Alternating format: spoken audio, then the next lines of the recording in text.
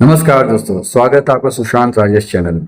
तो अब हम बूढ़ी काकी की कहानी के भाग 2 में आगे बढ़ने वाले हैं, जिसमें हम जानेंगे भूख की पुकार। जन्माष्टमी की रात शाम हो चुकी थी।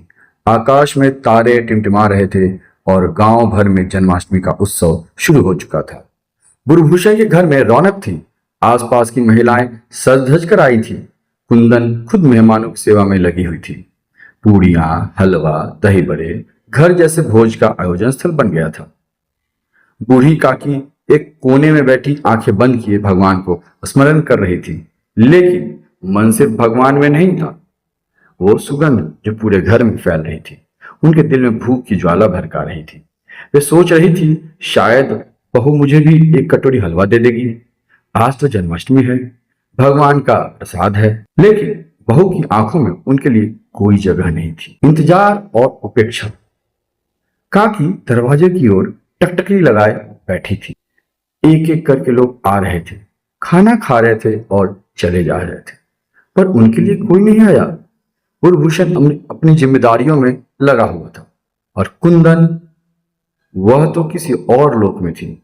उसने अपनी एक सहेली से धीरे से कहा, अरे बूढ़ी अम्मा को खाना देने बैठूंगी तो बाकी सब छूट जाएगा, फिर रात को दे दूंगी कुछ बासी पूड़ियां। इधर काकी की आंखों में प्रतीक्षा करते करते सूखने लगी। उनके पेट में गुड़गुड़ाहट हो रही थी और हाथ कांपते हुए पेट पकड़ने लगे थे। वे उठने की कोशिश करती, फिर गिर जाती। कोई उन्हें देख नहीं रहा था।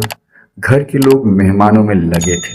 जब आधी रात हुई और सब लोग अपने अपने घरों को लौटने लगे तो काकी का सब्र टूट गया। आधी रात की हिम्मत। रात को तीसरे पहर, जब घर के कोने में सिर्फ चूल्हे की राख में थोड़ी सी गर्मी बची हुई थी, बूढ़ी काकी कांपते हुए उठी। उन्हें लग रहा था, आज अगर मैं कुछ खाए बिना रह गई तो शायद सुबह तक ये शरीर न रहे। उन्होंने धीरे धीरे दीवार पकड़कर रसोई की ओर कदम बढ़ाया। हर कदम उनके लिए जैसे एक पर्वत चढ़ने जैसा था। कांपते पैरों, झुकी कमर और सूखते गले के साथ वे रसोई तक पहुंचे। रसोई में बड़े बर्तन रखे थे। उनमें से कुछ में अब भी पूड़ियां और हलवे की खुशबू थी। काकी के मुंह में पानी भर आया। उन्होंने कांपते हाथों से पूड़ी उठाई, फिर दूसरी। उनका दिल जोर जोर से धड़क रहा था, डर से, भूख से, अपराध बोध से। हे भगवान, तू साक्षी है, मैंने चोरी नहीं की, सिर्फ प्रसाद खा रही हूं। ऐसा काकी सोच रही थी और कह रही थी, पर तभी भांजी की नजर उन पर पड़ती है। कुंदन की बेटी लड्डू ने यह सब देख लिया। वह छुपकर रसोई में आई और देखा, काकी फर्श पर बैठी पूड़ियां खा रही है, कांपते हाथों से, आंखों में आंसू और चेहरे पर तृप्ति। लड्डू के मन में करुणा उमड़ आई। दादी, आप यहां क्यों? कोई आपको कुछ नहीं दे रहा था? बूढ़ी काकी ने कांपती आवाज में कहा, बेटी, भगवान का प्रसाद था, भूख बहुत लगी थी। लड्डू भागकर एक थाली में ताजा हलवा और पूरी लेकर आई। काकी को खाने को दी। वह उनके पास बैठ गई, उनके कांपते हाथों को थाम लिया। काकी की आंखों से अश्रुधारा बह चली। कहानी यही नहीं रुकती। आगे क्या हुआ? जब कुंदन को यह पता चला, क्या बुड़भूषण को अपने लिए अपने इस किए पर पछतावा हुआ?